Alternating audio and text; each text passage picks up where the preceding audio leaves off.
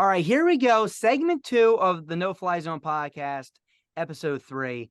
We're going to talk about the Seattle Seahawks. And we brought our Seattle Seahawks guy here, and Kyle just joined us, who's a Saints fan. We're going to be talking about them a little bit later, but he's going to touch on this one as well. This segment's going to be, how far will the Seattle Seahawks be able to go this year in the playoffs? If they can make it, how far will they be able to go under Geno Smith? But before we do that, Seahawks Orbit, you have some apologies to give away, considering you were bashing a first-round pick named Devon Witherspoon, who I was very high on. So the floor is yours. Okay, so... Wait, real fast, before we even get there, let me just pull up some of the messages we received on Devon Witherspoon before I get too far. So let me do that real fast. Let me see how I can do the share screen. Yeah. Here we go. I need to be held accountable for these because, they're not good. All right, this is a little bit blurry, but let's see. Oh, boy. All right, guys, Seahawks, I'll let you read your takes here. Okay. It's a little small for my end. The biggest bust of this class, Devon Witherspoon. Yes, I totally think he will be the player that my team chose. It's just so obvious already that he isn't that guy. Here is my hot take for this class. As a top 5 pick, Devon Witherspoon's career will be over in 3 seasons. Next. How each first round draft pick in the 2023 NFL draft will pan out prediction. Bryce Young average, CJ Stroud stud, Will Anderson Jr. stud, Anthony Richardson bust, Devon Witherspoon bust. And last but not least, I did a survey to see how much of our fan base has already declared Devon Witherspoon the draft bust. And right now it's sitting at 26%, which is honestly not as high as I thought it was going to be. All right. So there were your messages. How are you feeling after the pick 6? I'm feeling pretty shitty for what I said. Very shitty. That's unprofessional as fuck from me. I hold myself to a higher standard. This is definitely humbling. But I'm glad. I'm very glad that I'm being proven wrong right now. I'm very happy to see him succeeding. Yes. So this shows us that we do not overreact because he's not playing in training camp. Yeah. Man. I don't know what set a fire under me that day or rubbed me the wrong way. I think it was because I actually showed up to a training camp practice and he wasn't there for some reason and it was never announced. And so I assumed the absolute worst for no reason and everything just spiraled out of control. I can't even explain it. Yeah. But so I mean, there's just absolutely no excuse for it though. Okay. Now here's a question. Okay. This guy was my number 1 ranked cornerback. I think he's the hardest hitting player. I said I would argue that he's the hardest hitting player in the entire draft class as of last year. He looked good. He got that pick 6. What are your feelings after last night and what he did? He played amazing. If he's not NFC Defensive Player of the Week, I'm gonna lose my mind with the NFL because he literally recorded, I don't know, a statistic in 6 different categories. He had at least 1 sack, 1 pass broken up, 1 interception, 1 pick 6. Let's see, at least 1 tackle for a loss. I mean, I could go on and on and on about that game last night. I mean, he owns the Giants, basically. I'm going to term it that way. He owns the Giants. So, all right, here's my question to you now. Moving forward, real fast. Does anybody, Shiesty, do you have anything about Devon Witherspoon coming out of the draft? Did you have any opinion on him or not really? So I live in Nebraska, so obviously I'm a Big Ten guy, so you saw a whole lot of him in Illinois. That was him, right? He was out of Illinois. Yes. Yeah, okay. I was glad I didn't mix him with Christian Gonzalez. So I saw a whole lot of potential in him. I remember at one point I saw at the beginning of the season, it was man, he could sneak into the first round. He was projected to be a 3rd round pick. It's he could sneak in the first round, with the Bengals being, towards the end of the first round.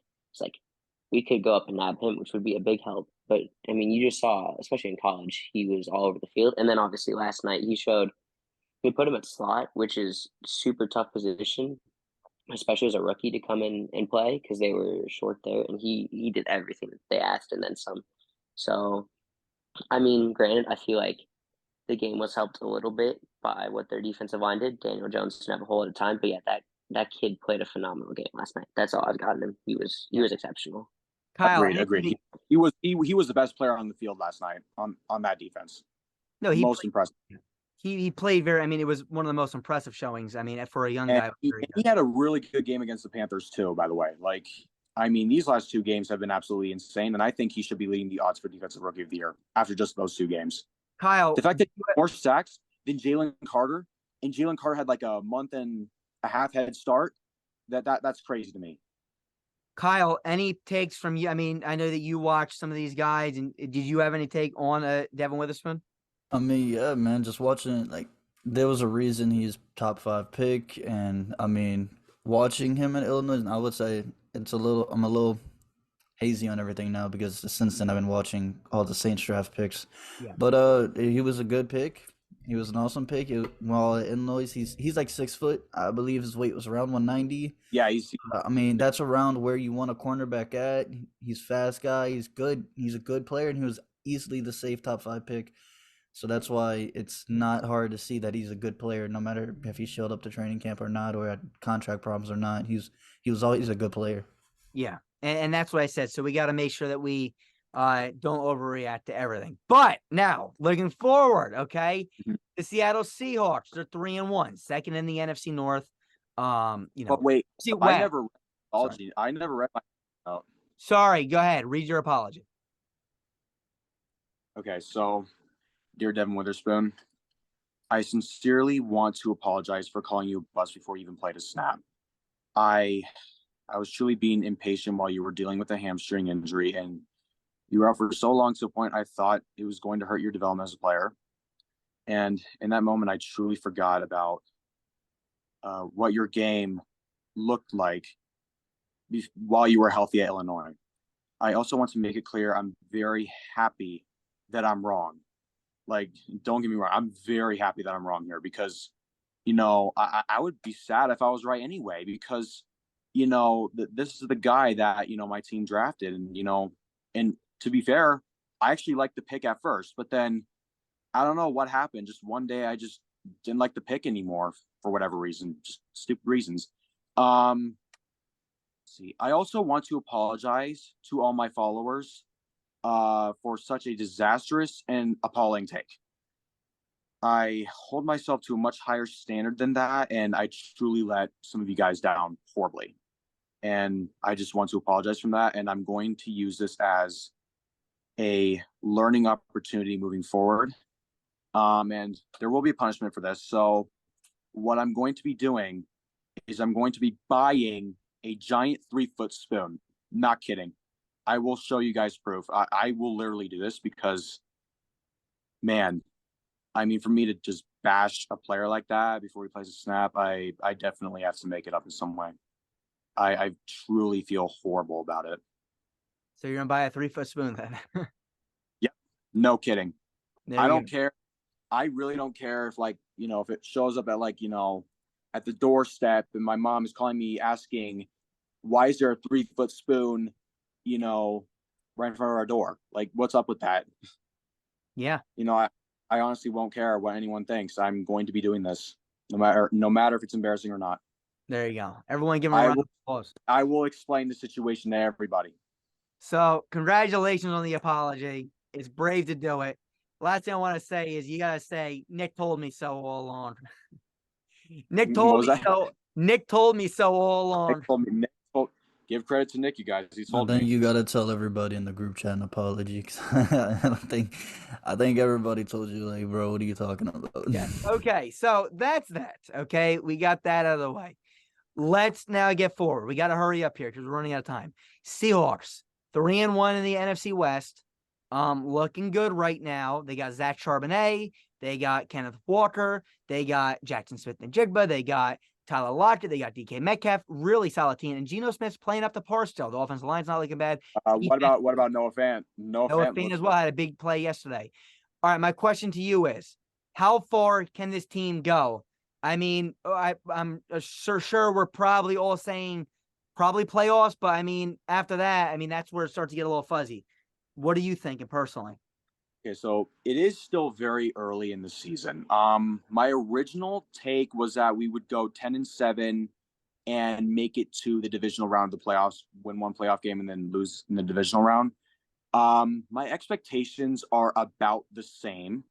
I still have us at 10-7. I have us maybe winning a playoff game. I do have some concerns still, but I'm very impressed with what's happened these last 3 games, especially that last one. I don't think I've ever seen such a game from our defense. We put up Madden numbers, 11 sacks, 3 turnovers, at least 6 tackles for a loss. We made Giants fans leave entirely by, I don't know, by the 4th quarter. They were just so fed up with it.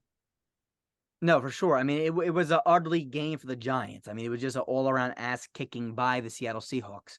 Bengals, real fast. What do you think? I mean, is this team a playoff team, and how far are you wait, feeling? to give you my ceiling. I forgot to give you my ceiling. Okay, so right now my ceiling is going to stay the same.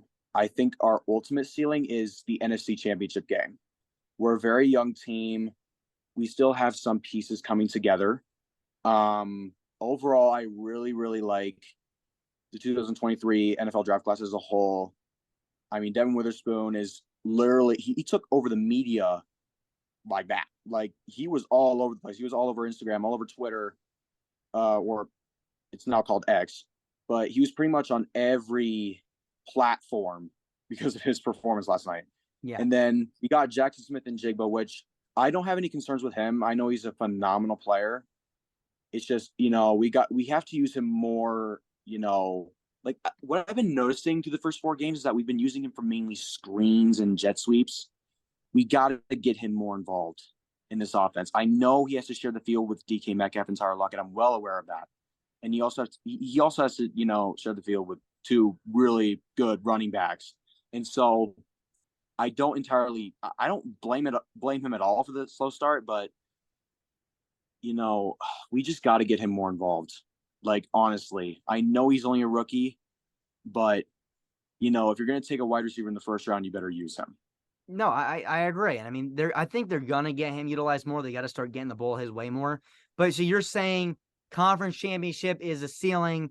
I'm guessing you're probably right around the divisional round, though. It's probably like a good spot to say that they'll probably get to. Yeah. But the ceiling, in my opinion, is NFC conference championship game. Okay. Bengals, what do you think? Real fast. We got to be quick here. Seahawks, Bengals, Super Bowl. Boom. No, I think that they're in like the tier 2 of the NFC teams. I feel like the Niners and Eagles are just such juggernauts at this point. I feel like it'll be so tough. We'll see when the Seahawks play the Niners. We'll see when the Seahawks play the Niners. Bad. Yeah. We'll see if they can compete. Divisional playoff games are always a little iffy. You could have beat them twice in the regular season. You'll still be like not comfortable, but yeah, I think divisional round. I think that they have a good enough defense, and definitely like their offense is definitely capable. So yeah, I think divisional round is definitely not a possibility. And I'd put them right around there too. Yeah. Kyle, what are you thinking? I mean, when looking at them, it's hard to say they really would go much past the wild card. Their defense has not been good. 27 points by Andy Dalton and the Panthers is a lot of points from Andy Dalton and the Panthers. That's not ideal. Quarterback wise, even after now a season and some with Geno Smith, I'm still not sure what we have in Geno Smith. I think it's more of a game manager. So I would say you have a weak defense. Your quarterback isn't. I don't know if your quarterback can win you games in the sense of fight from the back and get you there. I'm not sure what we have in Geno Smith yet. So I mean, it could be playoffs, but I don't see much past the wild card. Yeah, and I'm saying the same thing. I think they're gonna. I do believe they'll make the playoffs. Right, it's gonna be, a wild card team. And I think that we're going to see them right in that wild card to divisional round. Hell, I mean, anything can happen. If you get in the playoffs, anything can happen if you start to get hot. This team can get to the conference championship. And, hey, again, if you win another game, you're in the Super Bowl. So anything's possible. But I feel like a realistic expectation for this team is that divisional round. And that's where I kind of expect them to be. Probably losing the divisional round. But, hey, they can build on that next year and hopefully get another good draft class and move forward. that's all from us right now. If you have any questions or comments, be sure to comment in the comment section below. We'll see you guys soon. Peace. We are Built Better. See you guys soon. Peace. 180. 180, set.